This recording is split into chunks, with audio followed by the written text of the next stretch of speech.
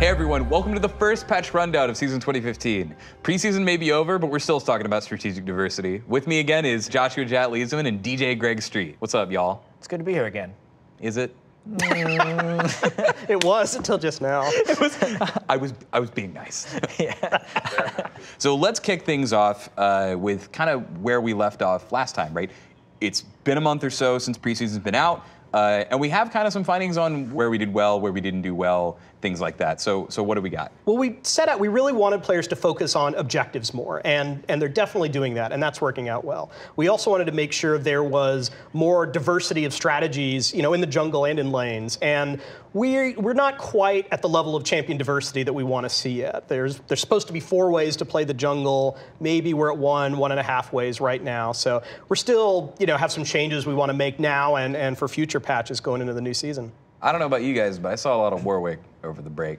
Yeah. Really? What game were you playing? Yeah, it's like, what is this? It's like, well, I saw him like right in the little corner underneath the banned list. Right. That's where I saw Or the disabled part. Yeah. To be completely fair, when the patch first came out, I was having a ton of fun experimenting with all these different junglers, figuring out how I can make this guy work. I was doing some wacky things like Crystalline Flask on a few junglers. I still do that on a Mumu Jatt, please. and Wukong. It's too wacky. Yeah. Take it away. Yeah, I think it's actually really good. And as far as individual play, since I'm not necessarily at a pro level, I can get away with these like slight different optimizations and miss some power points in the game.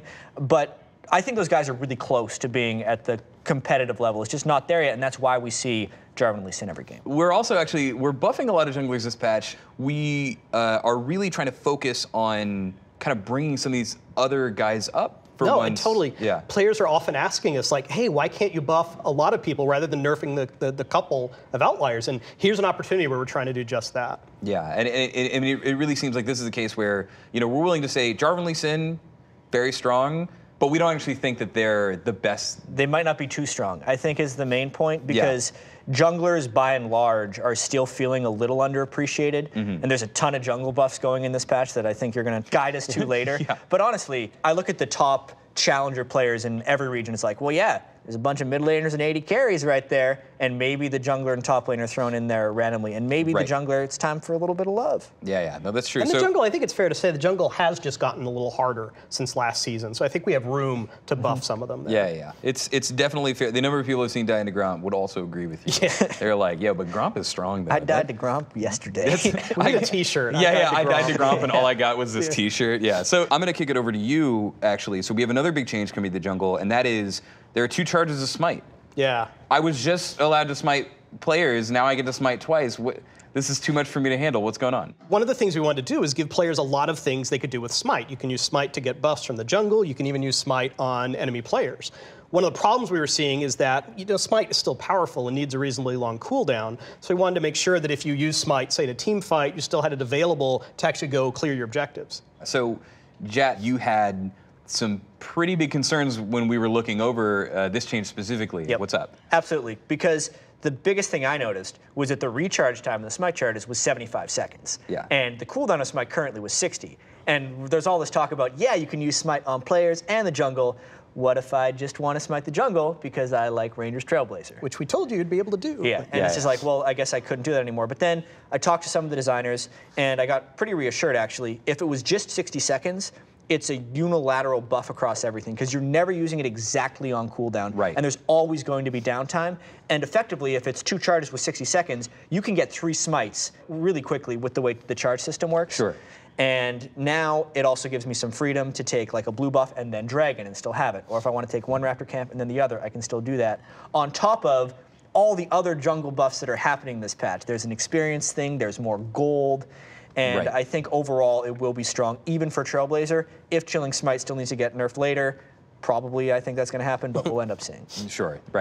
So in the end, it's like just more options. It's more freedom. Yeah. So let's start talking about objectives. People are taking far more dragons than they were ever taking before, and much earlier, which I find interesting. People are just like more risky. They're like, oh, I want to get the first dragon buff. We're all almost dead. Let's take it. They're kind of losing their mind. Yeah. I've seen a lot of stuff about dragon actually having a large impact. Like whoever gets the first dragon they're winning the game a whole bunch of the time. Yeah. And I'm not sold on the power of Dragon 1 and 2 necessarily completely swinging the game. Yeah. What I am sold on is the fact that people are going crazy and suiciding for Dragons 1 and 2. Yeah. I've had so many games where the team has no business taking Dragon. They got like a level 4 Jarvan who just ganked and he's at half health and they like took the support down. Yeah. And then there's 3 people that can throw like an Orianna ball in there and get a triple kill. And then they get the first Dragon. They just got a triple kill and they're going to win the game. But none of that would have happened if the team wasn't overly committing for Dragon. Yeah. We really wanted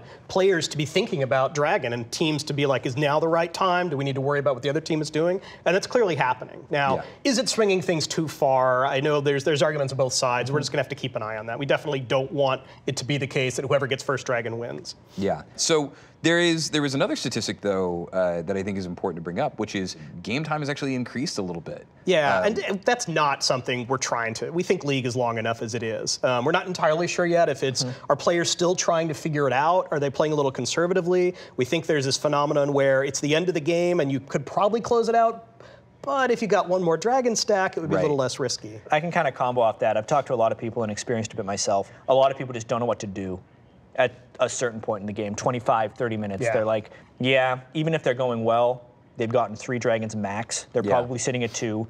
They don't want to do Baron because it will literally kill you unless you have your whole team. And if you do, then the team will come back and take Baron off you. Right. And the base turrets with the lasers are really hard to take without Baron.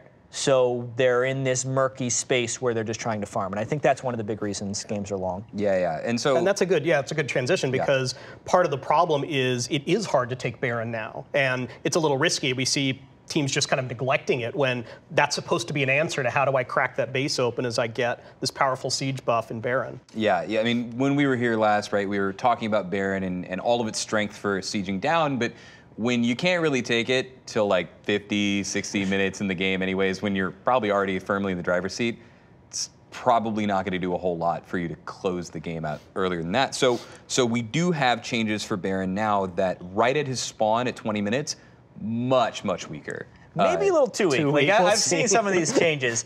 I know it's bad to go too far. This is on the line of going too far. I think Baron is much easier to take early on, which I think will definitely make games faster, in my opinion. And I think that's part of what we're kind of going for here, which is right now we're not really seeing any Barons taken. We're they are kind of this thing. It's just not worth it. Before the season, you were seeing Baron taken as almost the last thing before the game ended, right? There was a Baron throw or there was a Baron take, and either you win on that fight or you win on that recall. Where now it's more tame and it's more strategic, right? But you want to get it earlier and probably get it in that zone where you start trading. I mean, when Dragon is a bigger effect on the game, almost by definition, Baron's going to be less important. But we still want it to be there. We don't want we don't want Baron Nashor to just totally be ignored in every game. That's weird. Yeah. He would be sad. We gave him all that new cool model, and people just let him over there. Dragon looks awesome too. But so last thing I want to talk about here is also pretty big, maybe a little bigger than we're gonna sell it here. But base gates. There's holes in the base now. Yes, and people can run out of them. Base is legal. Only your own team though. That is the mechanic. Blue side and red side have 2 gates in between their base walls. Only they can go in and out. The enemy team can't. You still dash over, you still do anything you want. So with so much talk of kind of games going longer and people really not feeling like they know what to do, where does this sit? I mean, we think League is most fun, whether you're playing or spectating, when there are these exciting moments. And so we're just opening up more options. If you're trapped inside your base and you feel like there's nothing you can do to kind of hold off the inevitable, well, now there's something you can do. It's not necessarily gonna turn things around and win a game if you're down 20,000 gold or something.